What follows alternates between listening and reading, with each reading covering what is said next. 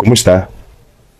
Huwag mo nang ipilit ang sarili mo sa mga taong hindi nakikita ang halaga mo. Ganun talaga.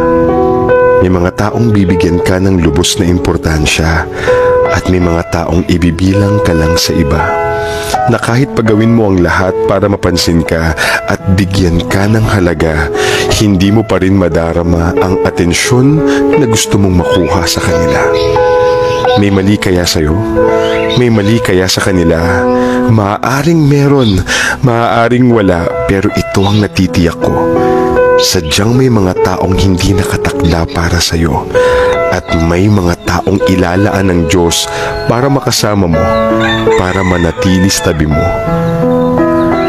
Sa susunod na iisipin mong wala kang halaga, sana maisip mo muna ang pag-ibig sa iyo ng Diyos na sobra-sobra, kaya patuloy kang humihinga. Mahal ka niya. Yun lang, sapat na. Follow for more.